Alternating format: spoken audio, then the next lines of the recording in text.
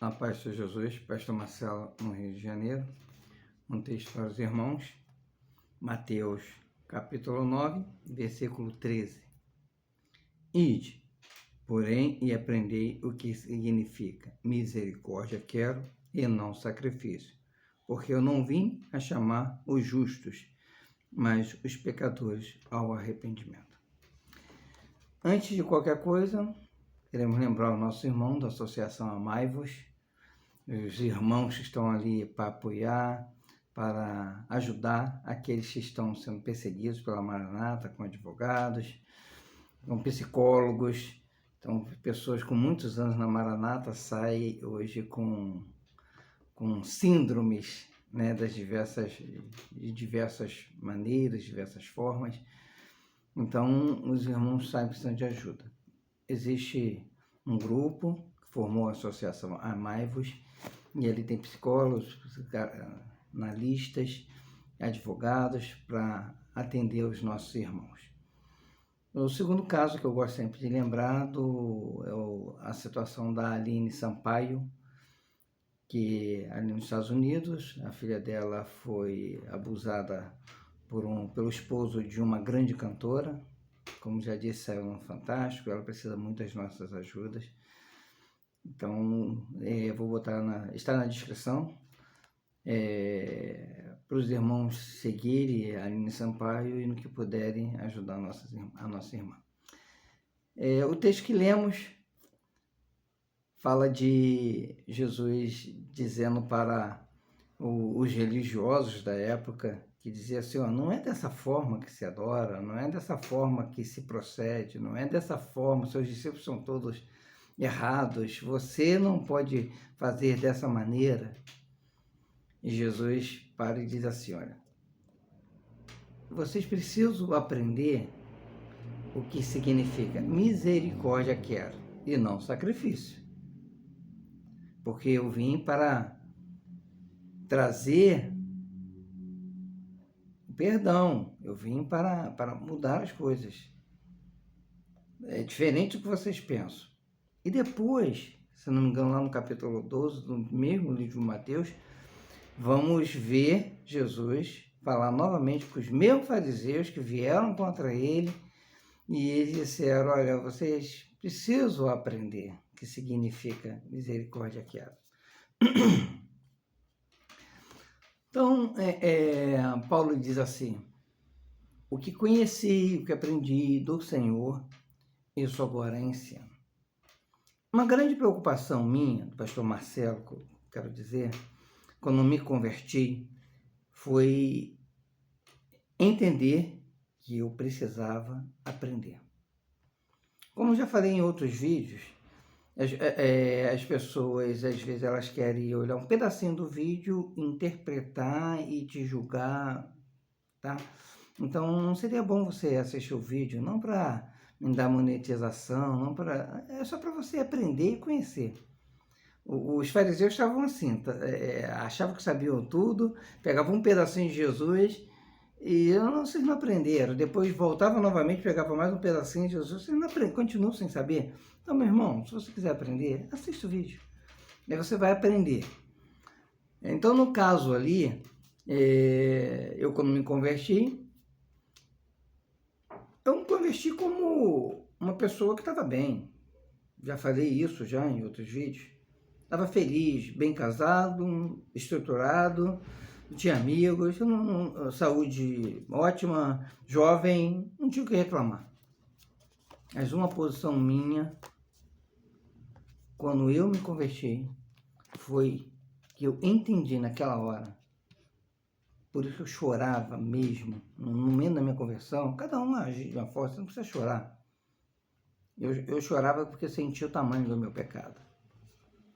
Chorava mesmo, ninguém sabia, mas eu não era um pecador, eu era uma pessoa que agia de forma como todos os outros. Até pensava assim, Deus não vai mandar fulano para o inferno, que ele é pior do que eu, Deus vai mandar fulano. Eu não faço isso, eu era dessa maneira. E quando eu me converti, quando tive um encontro com o meu Senhor, eu sentia o tamanho do meu pecado, então eu não conseguia parar de chorar, porque era muito pecado. E sentia também naquela hora o perdão. Então chorava também pela alegria de sentir o perdão do Senhor, uma felicidade que eu nunca tinha sentido na vida. Não foi ninguém que falou comigo, não foi ninguém que me orientou, nada. Foi eu e o Senhor. Então fui para a presença do Senhor porque eu precisava aprender. Eu só achava que sabia e naquela hora eu percebi que era tudo diferente. Desde a minha conversão eu falei, Senhor, eu quero aprender. Quando fui chamado a trabalhar à porta, Senhor, eu quero aprender. Não ser um porteiro para Deus. Não ser um porteiro, desculpe, para os homens, para o pastor ver. Tanto que o pastor inicialmente achava que eu não gostava dele porque eu não ficava bajulando como os outros obreiros. Eu chegava cedo, fazia o que tinha que fazer, ninguém sabia que era eu que fazia, mas eu saía a hora que tinha que sair, não estava ali para servir a homem algum. Já falei dessa experiência quando fui chamado no grupo para o grupo de intercessão, que o Senhor falou exatamente isso para mim. Então, não serve a homem algum, tu serve ao vosso Senhor. Depois, como diácono também, queria aprender a ser um bom diácono, mas não era ser um diácono de título. Era ser um diácono para Deus. Eu precisava entender o que eu deveria fazer para ser de forma que Deus pudesse me usar. Pronto, ungido da mesma forma. Mas desde diácono começou as perseguições e hoje eu entendo por que as perseguições. Porque Deus queria me ensinar. Para onde que você vai olhar? E agora, para qual dos santos se virarás, se voltarás? E agora, não é isso que diz a Bíblia? E agora, para qual dos santos? E perseguidos, bajuladores não eram. Eu, como diácono, não era perseguido, não era bajulador. Como ungido, fui perseguido, jogado para um lado, jogado para o outro também. E como pastor, nem se fala, porque como pastor eu sabia que tinha que me posicionar e sempre me posicionei naquilo que eu entendia que era certo e não tinha medo de coordenador, principalmente de região. A área eu achava que era só um subordinado de região. Respeitava, mas eu me posicionava. O coordenador de região, mais uma vez falando, ele não está mais no nosso meio. No Rio de Janeiro sabe quem era o coordenador, que estava à frente de Bangu, da região, né? Gostava de aparecer muito. Hoje come do próprio vômito. Pregava coisas e exigiam coisas que ele hoje comete. Vomitou um monte de coisa que ele entendia e dizia, de Deus assim. Hoje ele come do próprio vômito. Triste ouvir disso. Não ia falar o nome dele que não está mais na Maranata. Não por medo, mas não tem significado mais. Mas é triste. Um homem que hoje voltou, está em outra denominação e prega bonitinho do mesmo jeito, mas como do próprio vômito. É lamentável. Então, gostava de ser bajulado, eu não era bajulador, não estava daqueles. Tentou me puxar para o lado dele quando eu fui, mas não o bajulei, aí começou a me perseguir, muitos anos perseguindo, e Deus só dizia, não se defenda. Hoje eu entendo, Deus queria me ensinar. E criou cascas nos meus lombos. Eu digo, pode perseguir à vontade, pode falar à vontade. Hoje, como pastor, eu falo, imponho minha posição, pode me perseguir, disse para o meu coordenador, olha, vai fazer à vontade, mas hoje eu tenho cascas. Bate em mim porque eu aguento. No rebanho, não. O rebanho não aguenta. Por isso que eu não me imponho com o rebanho. Porque se eu me impor com o rebanho, eu como pastor, quem sofre é o rebanho. Então deixa o rebanho falar. Imagine se Jesus se impusesse, se colocasse, você é isso, você é aquilo. Não.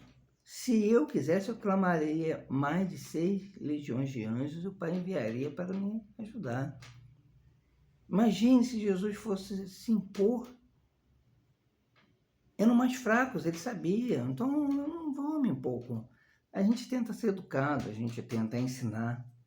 Aí as pessoas fazem suas colocações, só fazem. Eu sei que é que faço são pelo Espírito Santo, eu não tenho dúvida disso.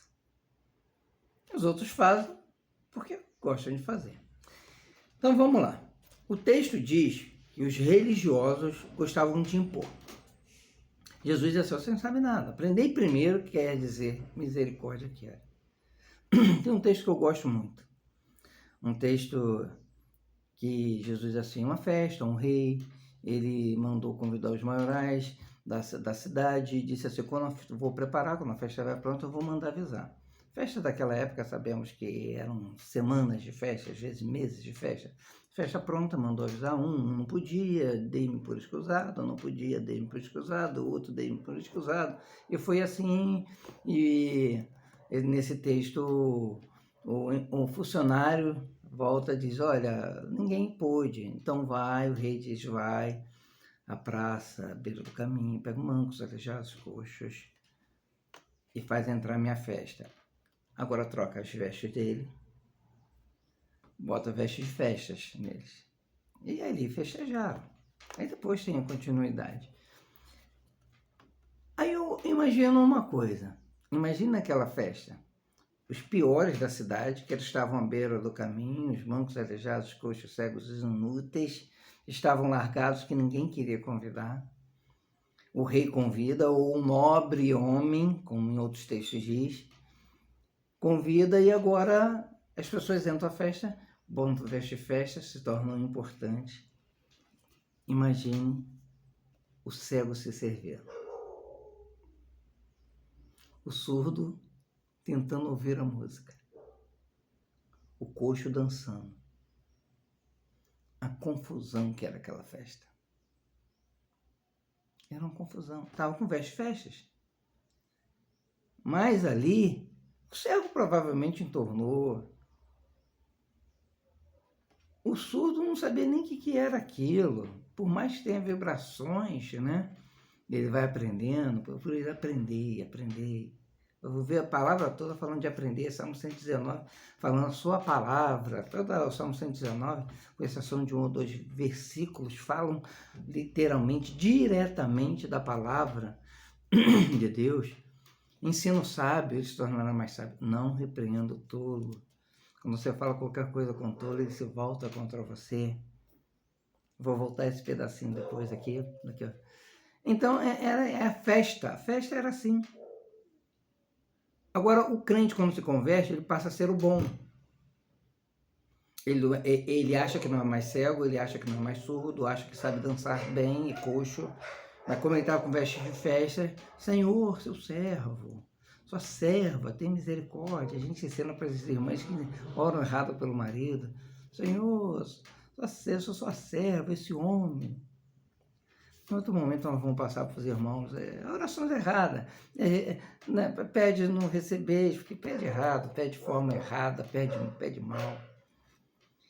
E a gente está na igreja como pastor e anos sofrendo perseguições, aprendendo para poder ensinar. Paulo diz, ensino, aprendi e ensino. Paulo dizia assim, aprendi do Senhor. Não aprendeu do Senhor, já trouxe em outro momento. Ele não aprendeu do Senhor, ele ouviu dos apóstolos o que aconteceu, ele não estava ali presente. Ele não estava naquele momento da ceia. Ele ouviu. Deus revelou, não foi o caso. Ele ouviu, foi dessa maneira. E ele disse assim, opa, quando ele ouve, o Espírito diz, isso aqui é meu, hein?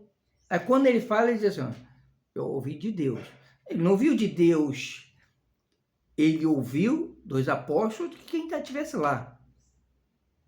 Agora, quando ele passa, ele diz, eu sei que isso é de Deus. Eu ouvi de Deus. Então as pessoas falam, por isso que eu digo, a Bíblia, eu falei, olha, quer livro de autoajuda? Tem livros melhores do que a Bíblia. Aí um pergunta, qual livro? Qualquer um que você lê de autoajuda vai ser melhor do que a Bíblia. Agora você quer livro para transformar a sua vida? A Bíblia é Deus vivo falando. Não com doutrina nova, que eu concordo plenamente. Tudo que estava para revelar, está revelado já na palavra de Deus. Não se acrescenta nada. Agora Deus fala através dela. Não é só literalmente. Porque eu acredito, eu sou da década do 90, não sou tão velho assim, mas sou da década de 90, e ao estar convertido, lançou-se aquele livro, Códigos da Bíblia, eu li esse livro, e aí é bom você ler, é um livro mais antigo, mas é bom você ler no lançamento, cruzamento de dados da guerra, com a data certinha, estava tudo isso na Bíblia. Aí eu acredito nisso, que o computador detectou que a Bíblia está coligada, harmoniosa com fatos que foram 2000 anos depois acontecer, com datas, horas, nome das pessoas, acidentes. Ali no Pentateuco estava tudo ali. Aí a gente fica maravilhado com aquilo.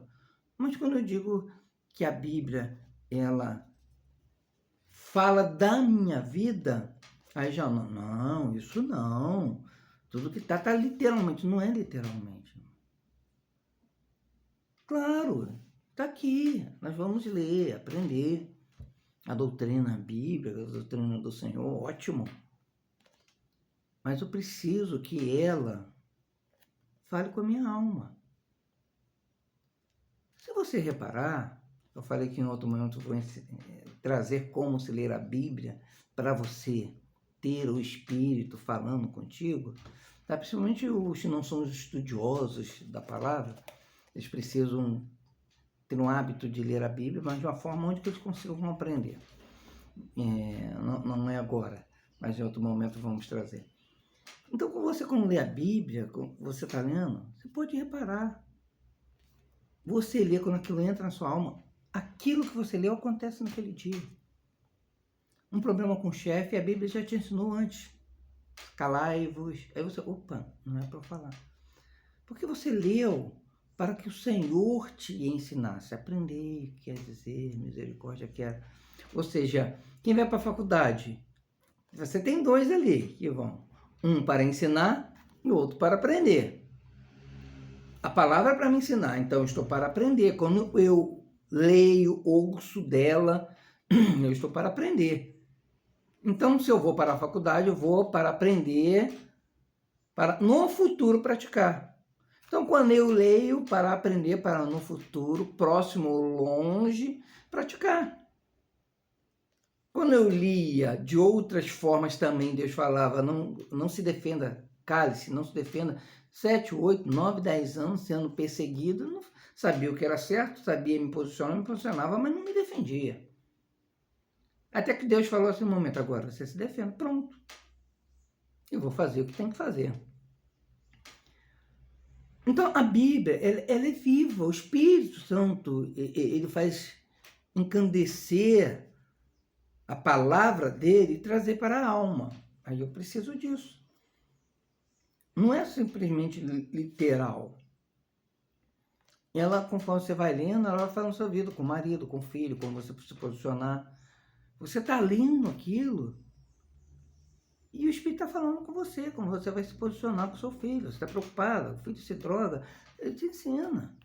O marido está com a amante, você está lendo e aquele momento que você lê, pode ter certeza, aquele momento Deus está te ensinando como proceder com o marido.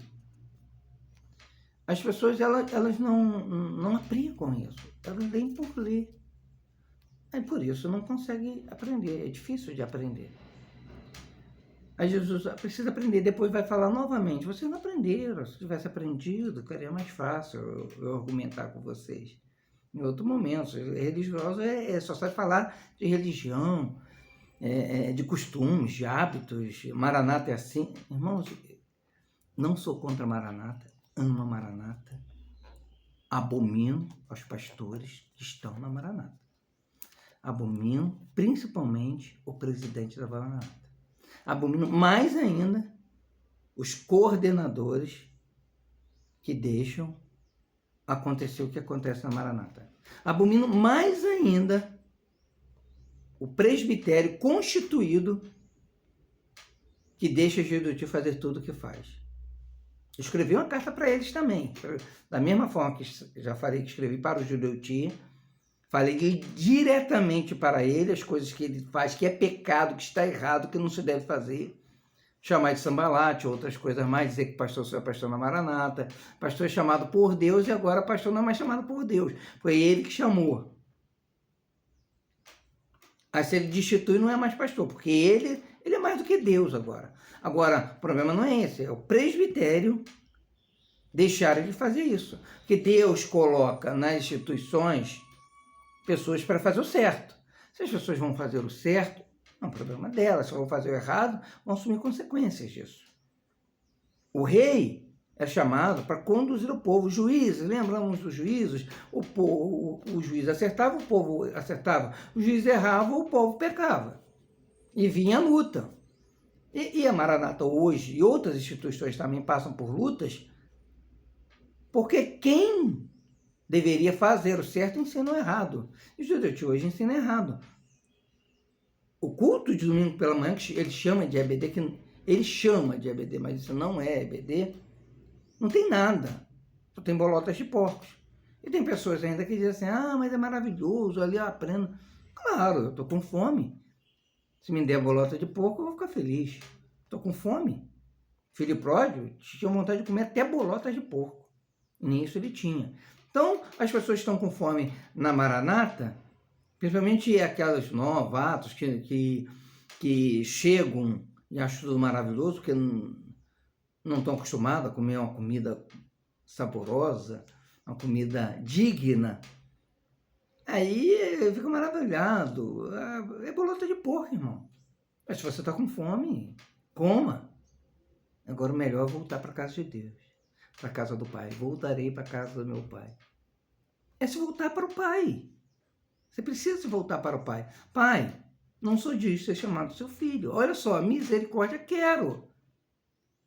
Isso não é bom. Foi o que eu aprendi lá atrás. Eu não sou bom. Eu preciso que o Senhor tenha misericórdia da minha vida.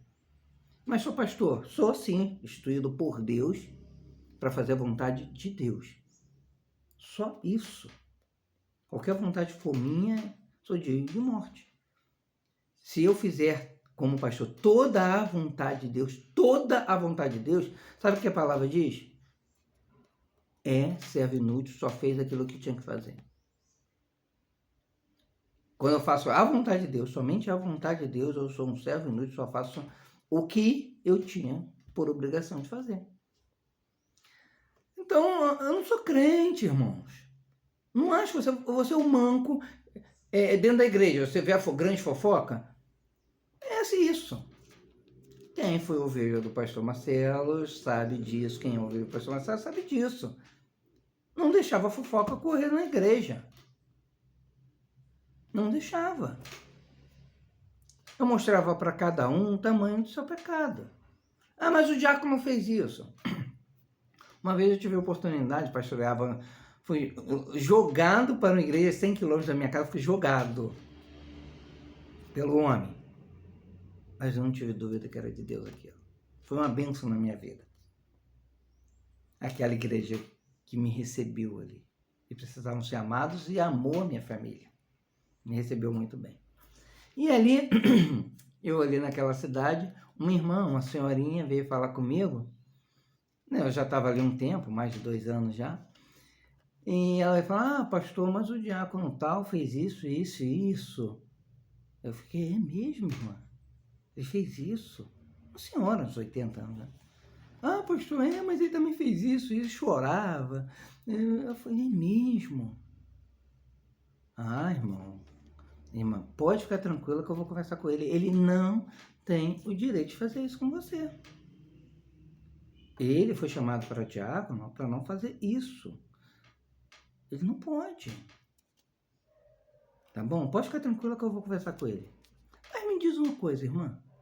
Esse diácono é aquele que visita a sua casa, faz visita com a família dele, vai na sua casa e ora pelo seu filho oprimido, que se droga lá, toda sexta-feira, é ele que vai lá na sua casa? É ele? Irmã, esse diácono também, que viajava mais de 2 horas para visitar o seu filho oprimido, que estava internado, só para visitar, ele ia lá com o carrinho dele, ele viaja. É ele, é o mesmo.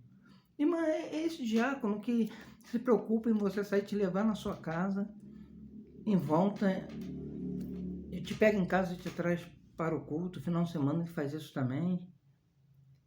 É esse diácono que vai com o grupo de assistência dele te ajudar na limpeza lá da sua casa, pela sua idade, seu filho não te ajuda em nada, só te atrapalha. É esse diácono, né? Ela olhou para mim e começou a chorar. Chorava, já, pastor, não briga com ele, não. Eu falei, é isso, irmã. O irmão falha, claro que ele vai falhar. Você reparou que o quanto ele acertou e você não valorizou o acerto dele? E ela chorava, pedia para eu não brigar com ele. Claro que eu não ia brigar com ele. Claro, a gente vai ensinar. Depois eu chamei, em particular, perguntei para ele o que tinha acontecido, ele contou o lado dele, e eu falei com ele, não, irmão, só toma cuidado, tá vendo? Aconteceu dessa maneira. Era um homem de Deus ali. Então, você, quando se pronunciar, tem que tomar cuidado com as palavras, que as pessoas entendem de outra forma. E pronto! Não teve repercussão para lá nem para cá. E assim precisa se fazer. Mas o pastor não faz isso, infelizmente. Dizem para fazer isso. Mas eles não aprendem. E fica fofoca na igreja. Esposa de pastor, então, é a primeira. A primeira é querer governar mais do que o pastor. Assumi a igreja do meu coordenador. Onde eu assumi na igreja, eu falava para o meu pastor. A esposa do coordenador, que era o nosso pastor, ela era mais pastora do que ele. É triste ouvir isso. A esposa não aprendeu. O ego, sabe? Não deixa a esposa do coordenador. Aprender quer dizer misericórdia, quero.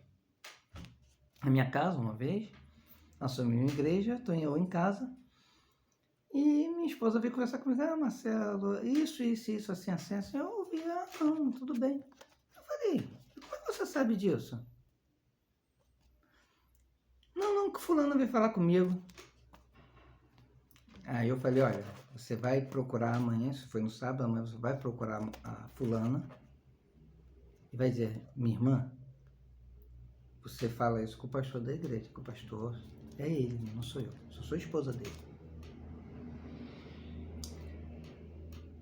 É simplesmente que as pessoas querem usar, não que menosprezar, não, mas as pessoas queriam usar a minha esposa para me trazer fatos. E ela, como percebeu isso, ficou muito chateada. Ou chateada mesmo, porque minha esposa é muito quieta. Muito. Mas não queiram vê-la. Então ela ficou muito triste por ser usada. Tentaram usá-la. E eu corrigi aquilo. Na reunião de grupo de decisão, eu falei, irmãos, a gente precisa tomar cuidado com isso. Tá? Cuidado, não precisa levar. Eu não ouço assuntos de cá, não ouço. Não ouço. Sinais, Deus ele fala poderosamente, mas se não souber administrar. Peguei sinais de uma irmã, daqui a pouco novo na igreja, não conhecia a igreja, daqui a pouco sinais dessa irmã, o outro sinais dessa irmã, sempre do mesmo fato. Sempre do mesmo fato. Aí eu chamei a irmã. Eu falei, irmã, você sabe dessa situação? Que tá esse sinal aqui, tem esse aí, você sabe dessa situação? Sei sim. Então, irmão, vamos fazer uma coisa? Deus, ele revela o que está em oculto. Tudo bem, se Deus te revelou isso aqui, eu não vou nem falar sobre isso. Mas quando Deus te der sinais assim, de fatos que você já conhece, então ore a Deus para Deus dar esse mesmo sinal ou parecido com esse para outra pessoa que não conhece o fato. Que profetizar do que é conhecido é fácil, irmã. Em particular. Falei com ela em particular. E ensinei. E quando eu recebia qualquer coisa, eu já chamava em particular, explicava. Então, quando você procede de forma no espírito, você tem uma igreja que cresce. Cheguei com a igreja vazia. Quando saí, o pastor que assumiu dobrou o tamanho da igreja, de tanta gente que tinha. A gente levava as pessoas a aprender. Aprender que o marido dela Ela não podia errar, porque ela era a luz. O marido podia. Ele não conhecia. Não considerarei o tempo da ignorância. E as pessoas iam se convertendo, porque o crente começava a mudar. O crente precisa mudar. Aprender quer dizer, misericórdia quero. Senhor, sou eu que errei. Você ensina para a pessoa, principalmente se tem um lar dividido, e quando o outro cônjuge que não é da igreja entra em casa, ele entra e tem que receber luz. Porque se ele não receber luz, ele veio das trevas. Então o lar tem que estar repleto de luz. Ah, pastor, misericórdia, olha, esse homem é assim. Não, então você não quer aprender, não quer mudar a sua vida. Vai ficar mais 20 anos sem o marido se converter. A oração, ela muda. A oração, ela transforma. A oração, ela acontece. Então, misericórdia quero. Então, meus irmãos, hoje eu queria falar de grupo de assistência, né? Mas eu até falei outro vídeo, um irmão me chamou a atenção porque eu cortei o vídeo, corto o vídeo. Não cortei não. Caiu. A minha memória do celular estava avançada, já estava quase. Aí ele caiu. Eu não ia gravar tudo de novo, eu não sei fazer emenda dos vídeos. Eu falei, eu gravo só para ensinar. E você, pastor, você não aprende? Não, eu aprendo muito. O que aprendo com o Senhor, eu ensino. Sofro primeiro, quem aprende é assim. Você sofre, aprendeu o resultado, aí você passa. A ciência não é isso? Não são os testes, né? Faz o teste, faz outro teste, aí repete, aí depois repete de novo, faz uma mudança, vê o que está errado. É assim, o pastor precisa ser assim. Então, o que eu chego a passar para os irmãos, que eu já aprendi em casa, sei como agir em casa, com a esposa, com o filho, no trabalho. Aí o Senhor vai nos ensinando, nos dá, aí cria casca, aí a gente passa agora para a igreja. Meu irmão, não prego denominação, nunca preguei.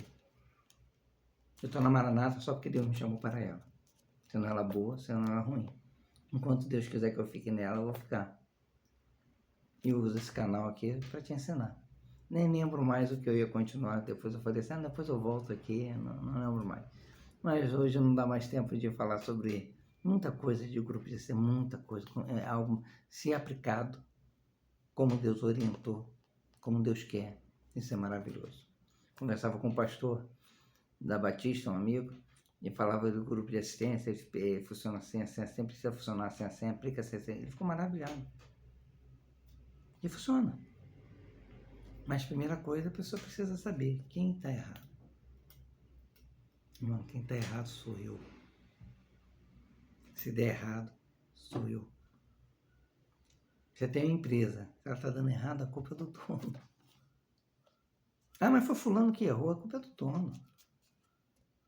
Não botou pessoas certas no lugar certo. Talvez não ouviu o que tinha que ouvir, não falou o que tinha que falar. Então, o primeiro errado sou eu. Por isso eu me posiciono. Ah, Maranata está cheia de fraude, cheia de coisas erradas, cheia de bolota de porco. Sou eu que tenho que mostrar. Eu, pastor, que tenho que mostrar. Não é a ovelha, não. A ovelha tem, se está satisfeito com bolota de porco, e come. Mas eu vou dizer, é bolota de porco. Jesus, é bolota de porco? Sim. E você vai responder por isso. Irmãos, muita coisa para falar, se a gente for continuar falando, o vídeo vai se alongar demais. Em outro momento falaremos mais. Mas lembre, você precisa aprender o que quer dizer misericórdia quero. Você que precisa ter misericórdia de Deus. Dá misericórdia de Deus. Para depois você orar, sacrificar, ofertar, jejuar, ler, orar muito. Você precisa aprofundar. Que Deus maravilhoso. Primeiro, aprenda o que quer dizer. Aí depois você diz que Deus é maravilhoso. Amém? A paz seja Jesus.